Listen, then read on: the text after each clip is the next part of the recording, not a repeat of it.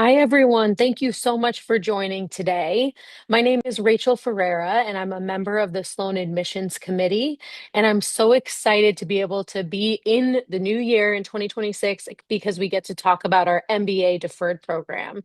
So I'm going to be sharing a lot of information today about our MBA early offering. You'll notice in this Zoom feature that you have access to a Q&A feature. So the goal of this session is really to answer all of your programmatic questions as it relates to our MBA early offering. Please use the Q&A. We'll make sure we get to some of them live and we'll be able to answer a lot of your questions virtually. So thank you. On behalf of all of us here at MIT Sloan, we are so excited to share more details about this program and really help students explore these options as they are either in their undergraduate years or completing a master's degree without work experience. So I'm going to explain what that means shortly, but I first just want to start by saying welcome. We really want to be here for you throughout an admissions process. So any questions you have, it is really people who answer our email accounts who are able to answer your questions, but use this platform to get all of those questions answered. And I want to start by welcoming you to MIT Sloan with our mission. We are a mission-driven school, and we are super motivated and inspired to make sure all of our students have the experience across their classes that they take, the extracurriculars that they're involved in, and the connections they make fit into this mission. So the mission of MIT Sloan School of Management is to develop principled and innovative leaders who improve the world and to generate ideas that advance management practice. And so what's exciting for us with this mission is that you'll see the thread of all of these components throughout everything we'll talk about today, and then experience that as students throughout the program. And so we'll get back to that shortly. So when you're thinking about graduate school, you're thinking about an MBA program now, I just want to clarify how this looks for us here at MIT Sloan. So MIT Sloan is MIT's business school, and the MBA deferred admission program is one of many of the business programs we have here at MIT Sloan. And the reason that I think this slide is pertinent is because, of course, making connections and building long-lasting professional and personal relationships is a goal of so many when they're thinking about business school. All of these programs offer a core semester where you're really going to dive into the core of your program with your classmates. But after that, you'll be able to take electives with students from across all of these programs. And so it's just an additional opportunity to have meaningful connections with other professionals that are studying here at MIT Sloan, regardless of the degree program that they're engaged in. So our MBA deferred admission, you'll see, is over here on the left. And to apply to this program, you do not need to be coming in with any full-time professional experience. In fact, it is designed for those who do not have any full-time professional work experience. So thank you for being here. And if you're fitting in this category and you're finishing up your undergraduate studies, this is a program that you may consider as you look ahead in terms of your future in business school. And we'll talk about what that means. So, in terms of exploration, there are many of you that have already thought MBA is for me. I would like to get an MBA degree. But as you're thinking about your options, the MBA is a 2-year full-time in-person program here at MIT Sloan, and it is considered a generalist degree. So this gives you the opportunity to spend 2 years to build your knowledge, your network, and your skills to lead teams and companies of any size in any industry. And so you'll have the opportunity to take a huge array of classes. We have an elective structure that's very exciting. And so I'll get into that in a minute. But as you think about what will best serve you in the future, the MBA is a generalist degree where you can focus a little bit on everything that relates to your future goals and your career. As you think about what this looks like for you, there may be some of you wondering, how does this fit into my future goals? And so this really does give you the opportunity to gain experience at the intersection of business and technology. Of course, it doesn't seem to even distinguish itself like it used to. Business and technology go hand in hand together, regardless of your industry nowadays. And so what better way to explore this intersection than a place like MIT? We have some really exciting opportunities to develop your leadership skills as well. You've already been doing that in your undergraduate programs. You've already been doing that in your life so far, but this can take your leadership skills to the next level. You're going to be working in teams throughout almost all of the curriculum. You're going to be able to really stand out amongst your peers, help with your skills, and gain knowledge from your peers. You can take your career to the next level. So, in particular, for our deferred candidates, it's something to consider that I'm sure all of you are going to move into your first full-time professional experience, and you're going to love it and be excited for it. But in the case that you want to change direction after 2 to 5 years, if you're looking to pivot into a different function, the MBA program can support students regardless of where they are in their career and where they're thinking of going. So it will certainly benefit folks that love their organizations they're working for and they're looking to get to the next level. It will help students who are thinking about changing their direction, trying a different industry or function, and those who are thinking about starting their own ventures. So there's a lot of exciting things happening that will support all three of those paths for our students. Building a lifelong professional network, I've mentioned this already because it's a key component of time in business school. One thing I will say about MIT Sloan is that you will meet people in a very organic and natural way. So what I mean by that is you'll have less of, shaking someone's hand and then, sort of moving on from those conversations. You'll get to know people in a really meaningful way, and you'll be able to support one another's careers as you move into post MBA life. So, a few things I'd like to note about our specific MBA program. We're so excited to have a 1 semester core. Personally, I love the idea of having 3 open semesters of electives. So, 1 semester core where you'll be taking courses alongside your classmates, and then it really opens up to give you the opportunity to dive into your interest areas or to take a wide variety of classes. We also have a signature action learning component to our education. And so this is where the practical hands-on learning comes in. And so you're going to be building your resume at the same time as getting your MBA credential. And I think that's really important nowadays. So what that means is you're going to be able to work for one of our corporate partners. You're going to be able to solve a problem in this academic setting. And almost always these solutions are implemented into the company. So you can see that you'll have in real time contributions and impact to today's problems, and you'll be able to really use these experiences to better prepare you for interviewing and for the recruitment season. You'll be able to build your professional repertoire at the same time as gaining this academic credential. And we'll talk about action learning labs a little bit more in a moment.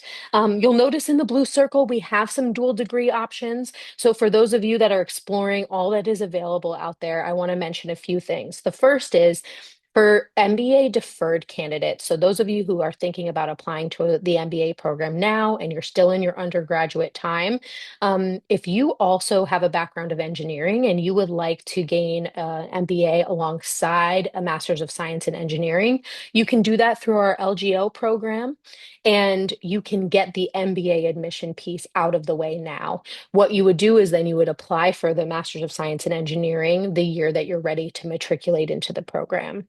In addition to that, we also have urban studies and planning, and we also have the Harvard Kennedy School of Government.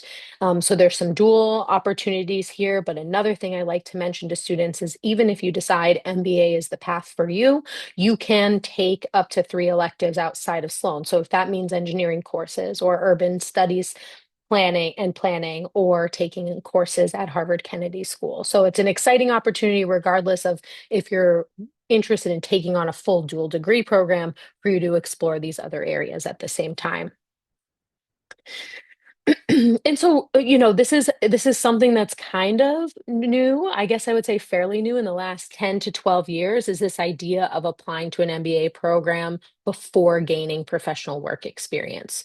Each one of the deferred programs that are out there, there's a lot of amazing programs, and they're all a little bit slightly different. But for us here at MIT Sloan, the application process grants deferred admission into our MBA program. So this process is open to college seniors and graduate students who have not had full-time work experience. That is without considering internships. Internships are not counted towards that full-time professional work experience threshold that we're talking about. And then specifically for MIT Sloan, the deferral period is 2 to 5 years. So that's 24 months to 5 years where you'll have an open window to determine if you're ready to start your MBA process. I find the range to be very helpful because you don't know what's out there yet. You don't know what experiences you're going to have. A lot of times, more often than not, we have students that feel prepared to start their MBA at 2 years. They're planning on coming right back after 24 months, but then they're promoted or they're given another opportunity that they're interested in exploring. So I think the range is super helpful. It gives you a little bit of flexibility to take some risks. So, for example, when you already have your MBA admission in your pocket, we've seen students work for a startup rather than a traditional company. We've seen students do things a little bit differently because they're already admitted while also gaining that full-time professional work experience. So, just to give you a timeline, I know this is complicated with all of your timelines that exist at your institutions, plus your personal goals, but this can hopefully make this a little bit easier to understand. So, our deadline this year is April 17th, 2026. So, you have some time to get your application materials prepared, to reach out to your recommenders. So, you have some time now. The deadline is April 17th. We would ask that your recommendations are also submitted by that date, April 17th. For all of our programs here at MIT Sloan, we do have an interview component of the application process. So once all of your applications are reviewed by our admissions committee, there will be invitations out to candidates to set up a 30-minute Zoom interview in May this year. These interviews are done on Zoom, talking just like I am to you right now, and they're 30 minutes and they're behavioral. So you're not going to be quizzed on, quantitative, a quantitative test or math skills. These are behavioral to understand a little bit more about how you spend your time, how you solve problems, your leadership experience, and so on. And then June 11th is when our candidates will be admitted into the program. And then you have until August 1st to decide if you wish to take that offer and remain in the deferral window. The deferral period I mentioned is that 2 to 5 year mark, and that's where you'll be working in the location, industry, and function of your choice. We do not have requirements for what type of work you should be doing, but we do want it to be full-time and professional work that you're spending your time growing your skills and getting ready for the MBA cohort. We will check in with you every August. And so we get excited to be able to call our deferred candidates, find out how work is going, find out what they're thinking. And that's when you'll determine if you're ready to start that following fall. So we do start asking students to make that decision about when they're ready to defer in August for the following year's fall start.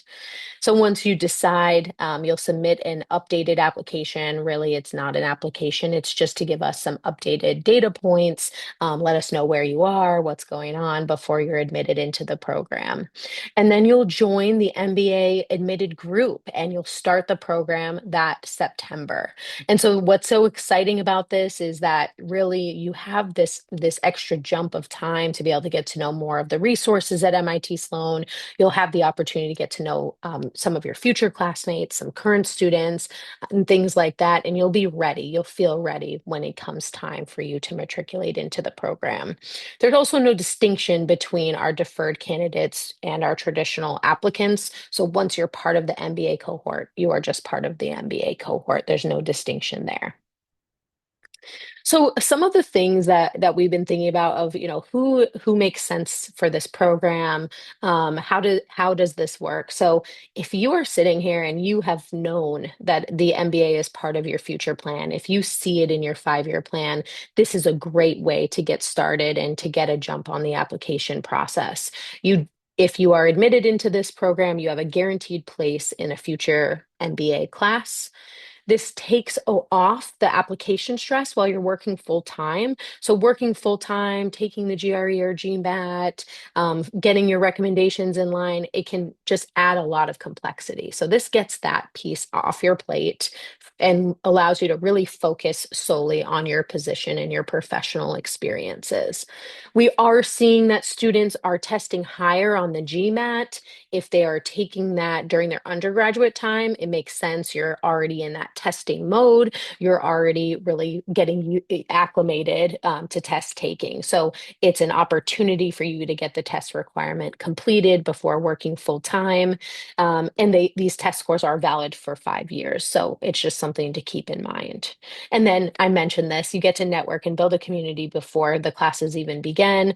We often will invite our deferred candidates to socials in different cities. We have a lot of virtual aspects of meet and greets and getting some topical information about MIT Sloan and what to expect as you move forward. Okay, great. So we're moving right along here, but if you're wondering how would you fit into the MBA cohort, you'll see here, this is last year's class. It's an average size of around 450 typically. This does include our dual MBA and Masters of Science and Engineering students, but 450 is our class size. As opposed to some of our peer schools, we are on the smaller side. So make sure as you're looking at all the options that are out there that you're picking an environment that makes the most sense for you, that you feel like you can get the most out of. So we don't have any undergraduate major requirements or pre-MBA industry requirements, but just to give you the breakdown here, you'll see the breakdown of those undergraduate majors and some of the industries that our MBA students are coming from. You'll notice also on this slide that we have a large number of international students as part of the MBA program, but also MIT and MIT Sloan in general. It gives our students the opportunity to understand how different markets work, places maybe they haven't been before. It's a really exciting place to live and work and study because of the type of cohort that comes to MIT Sloan. You'll also notice on this slide, we have some averages around academics. So the GPA averages and the test score averages. We do get asked a lot of times if we at MIT, if we have algorithms that pull candidates out based on test scores. The answer is we do not. We are looking at candidates in a holistic process, but just to give you a sense of the averages in last year's class. And even in more detail, here is our class profile for last year's deferred candidates who applied and were admitted into the program. So again, you'll see that that has an international group here. The MBA deferred option is newer, as I mentioned, and so there are more US schools that are offering this at this time, but I imagine this number will eventually match what you saw on the previous slide. And again, you'll see the undergraduate majors here and some of the scores. Just keep in mind that we're looking for well-rounded candidates. We have a rigorous curriculum where we are looking for your quantitative abilities that can be shown to us in a number of ways, but it helps to see your grades and your test scores in line with that. Okay, so what does our specific MBA program looks like? We say all the time that this is flexible and hands-on. So what that means is that we want you to study and be in the classrooms where you have the most interest. So the curriculum is flexible, you have a ton of choice, and it's hands-on. We want your education at MIT Sloan to be very practical. We want you to be able to learn something in the classroom and then have practice applying that into a real world situation. I think it's very valuable to have skills that are really tackling today's problems and practice under your belt where you can say, I've tried this in this setting and it worked or it did not. So you can see there's a lot of hands-on application throughout our elective. So take a look at those. And I also mentioned our core semester. So you'll notice that, oh, I think I flipped forward. Sorry, let me go back. Our core semester has the courses listed here. This includes things like economic analysis for business decisions, data models and decisions, communication for leaders, leadership challenges for an inclusive world, organizational processes, and financial accounting. And so if you're looking at this list and you're thinking, this is a heavy list of a lot of different topics, trying to picture yourself in the classroom. We're so excited because the way the MBA class begins. So what happens is our 450 MBA students will join us at Sloan and will be broken up into oceans. We call these social groups oceans. They're smaller subsets of around 60 to 70 students. And these oceans will move through these core classes together. So you'll get to know a subset of your MBA cohort very well. There's a good amount of camaraderie between the oceans, and everyone is part of the best ocean. And so you'll get to know people quite well through this process. And you also don't have to be the expert in all of these areas. You're going to be able to lean on people as you're reacclimating back into the academic setting. And then, it's great because you'll end up sitting with your ocean at graduation. And so these are groups that become quite close. And if you are competitive and you want to compete in the Olympics out on the quad, you can actually compete against each other if you wish. So that first semester, you're going to get to know people in a meaningful way. You're going to work with each other to get through that core semester.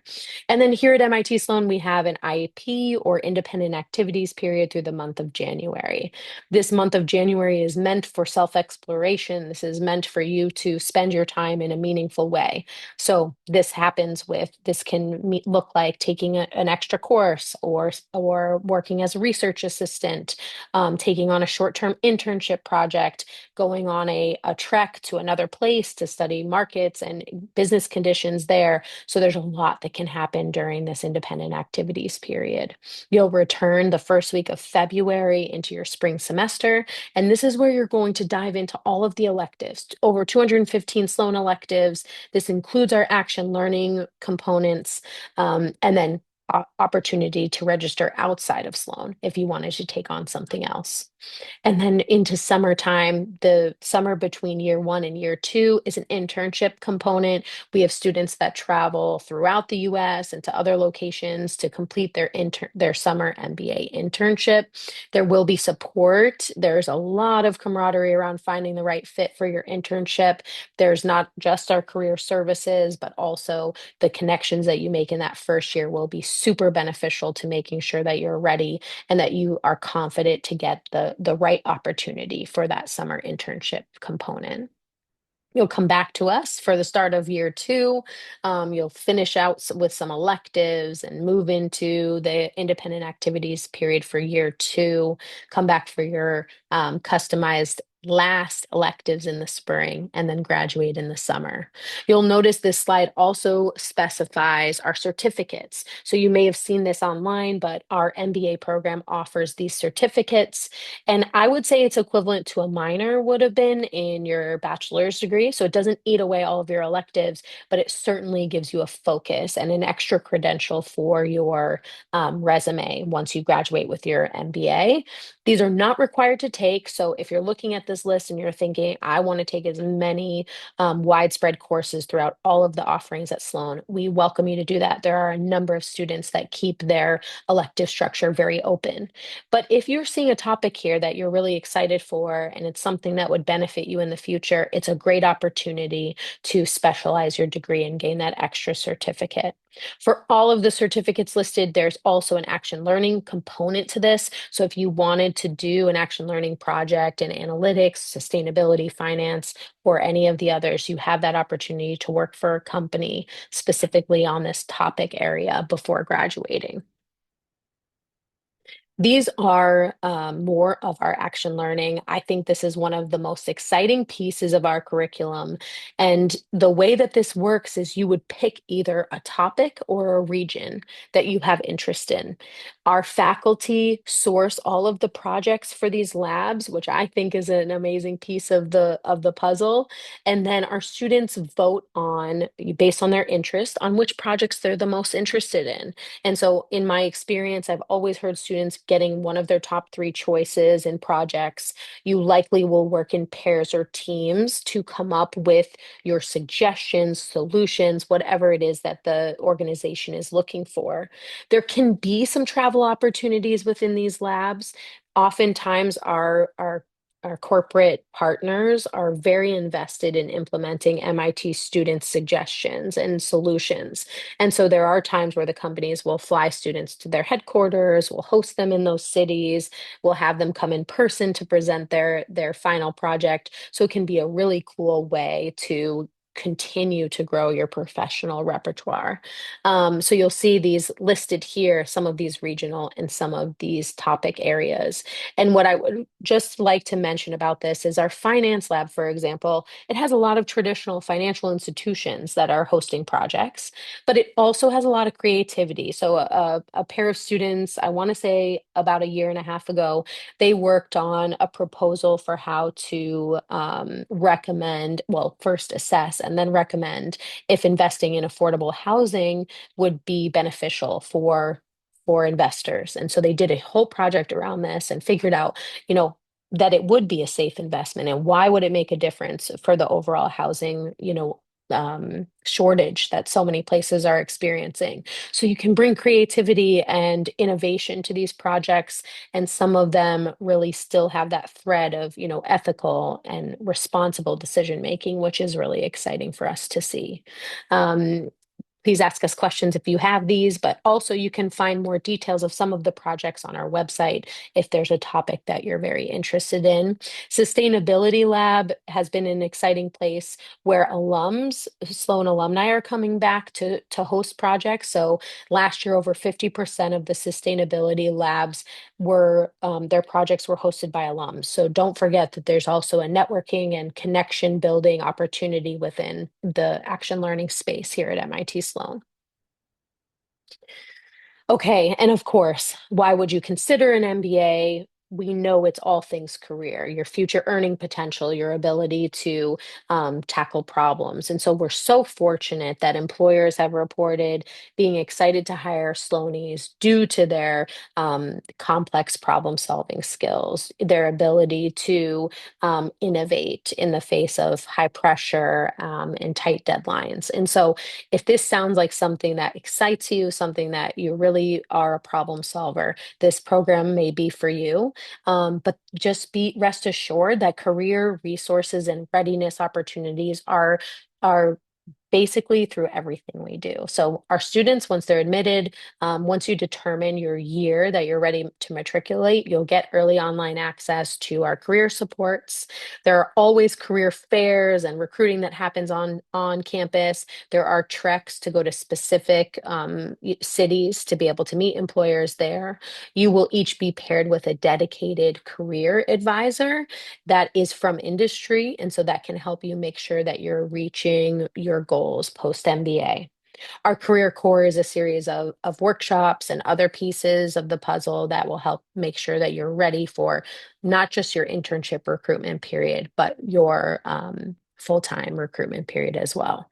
We host on-campus recruiting quite often. There are employers on campus many times throughout the semester. They will buy our students lunch and just share more about their organization and what open positions they have. So that's a great resource.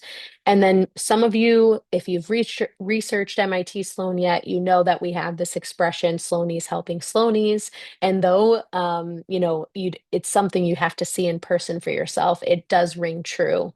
Our alumni are incredible supports of our current students, always willing to give back, to answer an email or a phone call to best advise our current students in their journey and their path.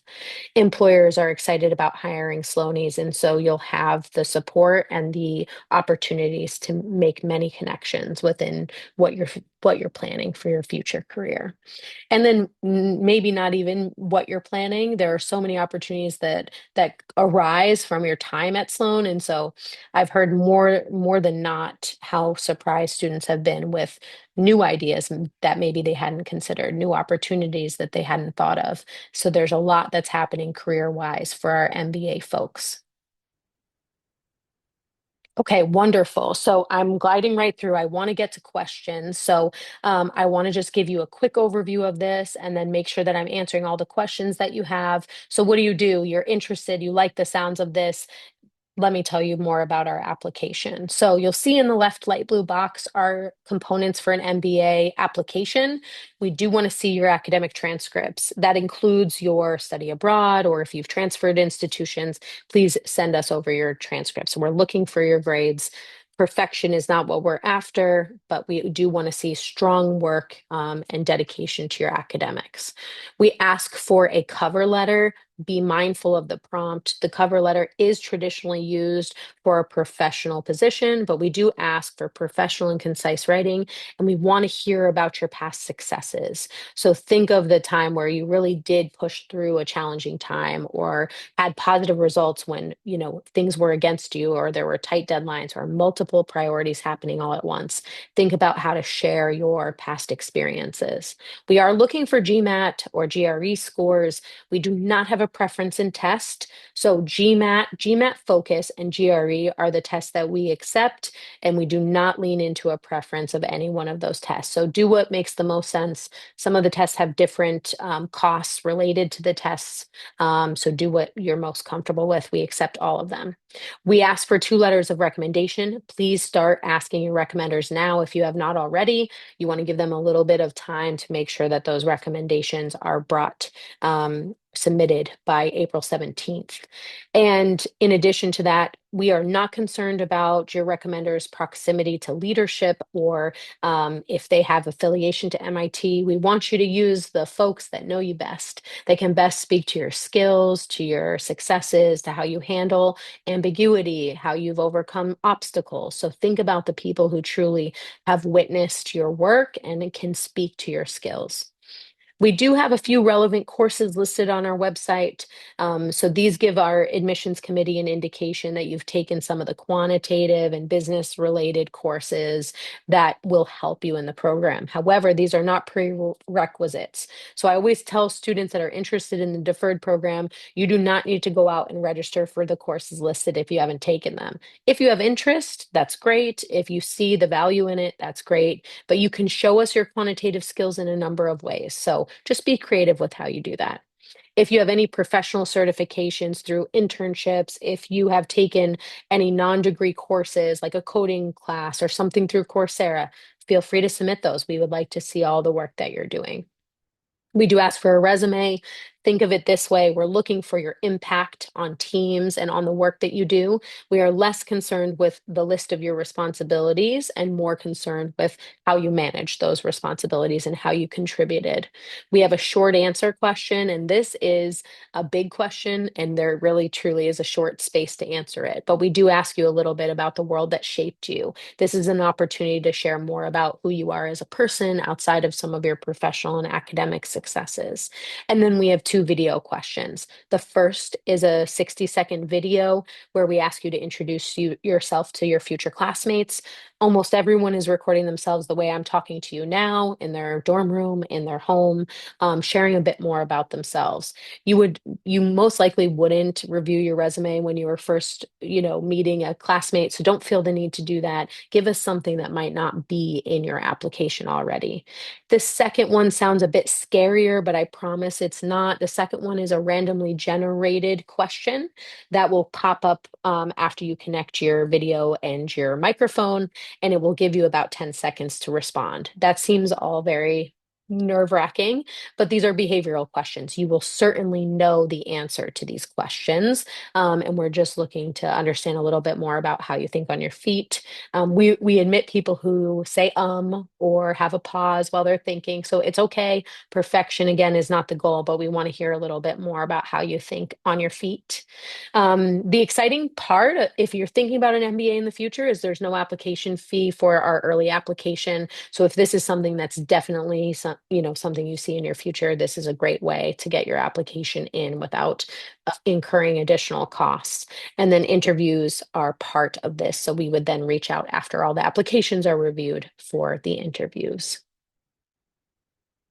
Okay, great. I flew through that part, but I wanted to leave a solid amount of time for questions. So let me just look here. Give me one moment. I will highlight, Rachel, that there were a few questions on when people are eligible to apply.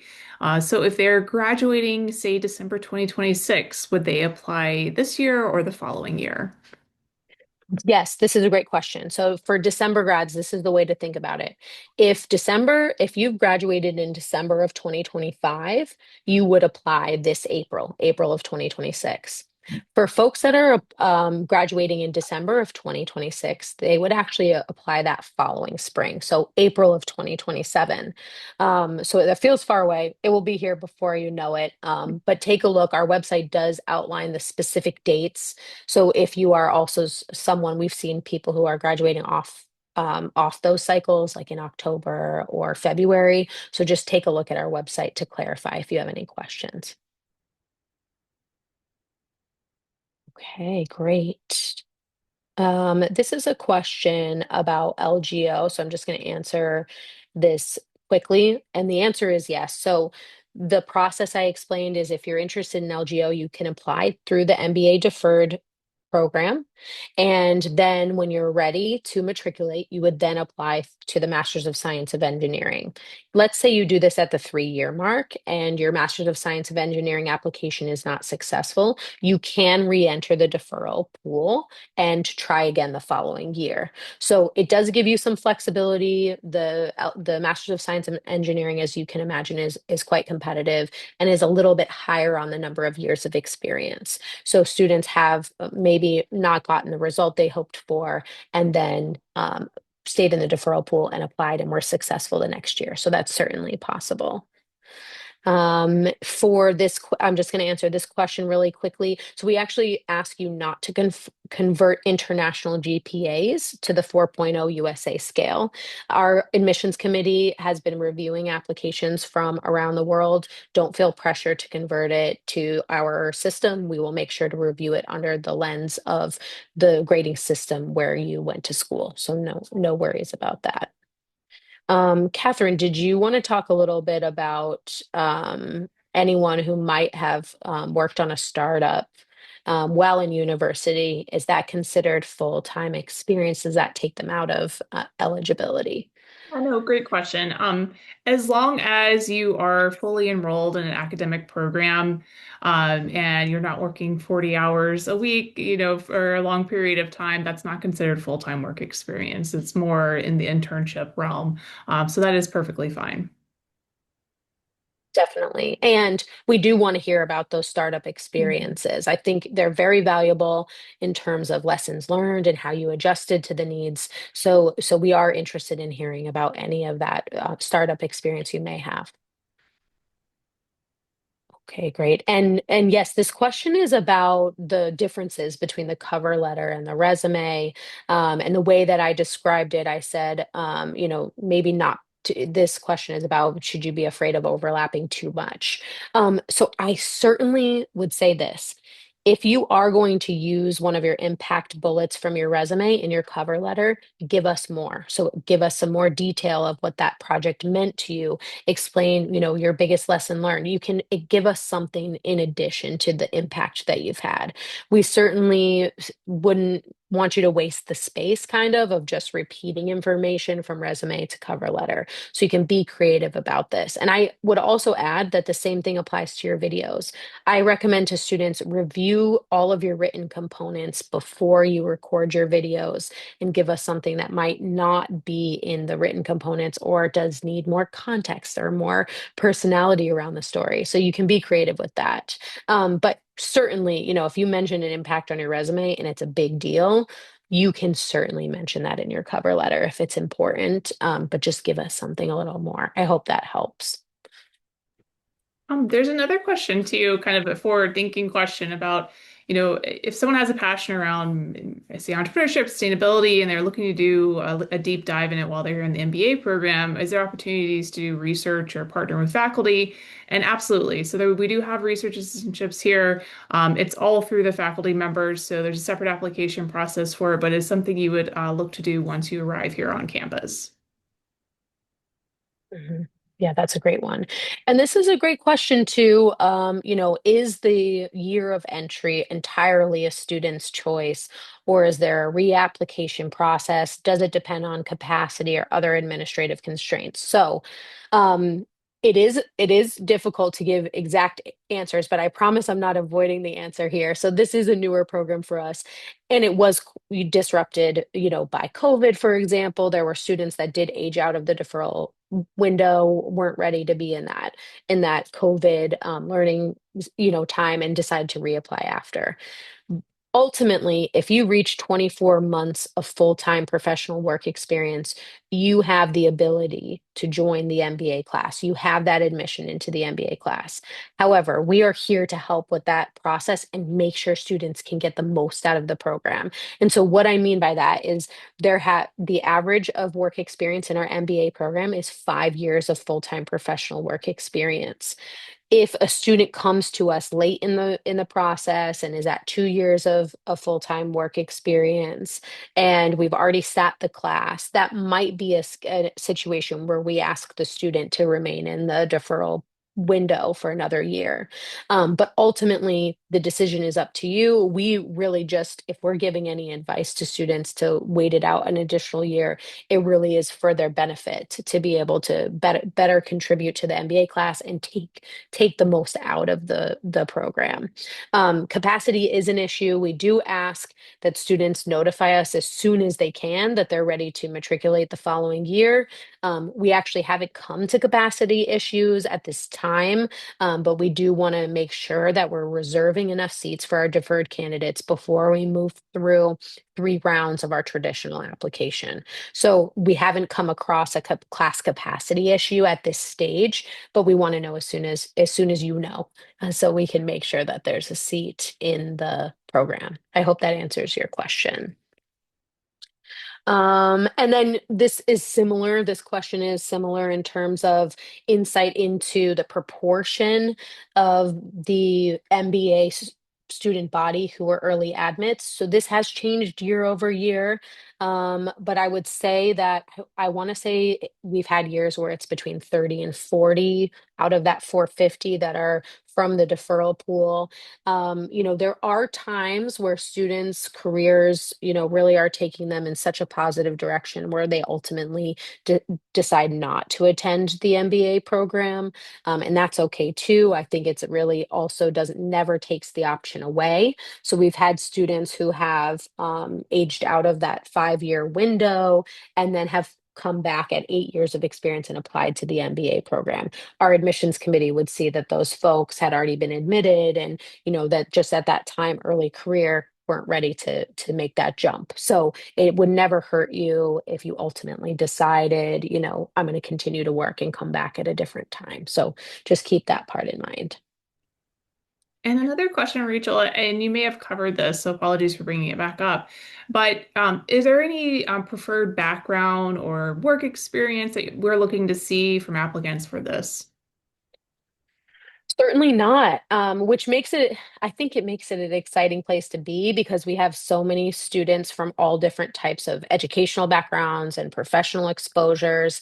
So there's nothing in terms of, the type of role or company you work for that we require, but we do ask that it's professional and full-time work, but there's a lot of flexibility within what that means. I think that also is exciting for our admitted students to know that if they find something they're really excited by, it's something they can do in the deferral pool. Just looking through, I know you've answered a lot, and we have just a minute or two left.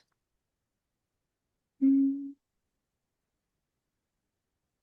Just a quick thing, the program is 2 years full-time in person. Based on the type of school we are and the experience we really want students to foster, we do ask students are on campus for those 2 years. The summer internship is where students can move to a different place for those, but yes, it's a 2 year program.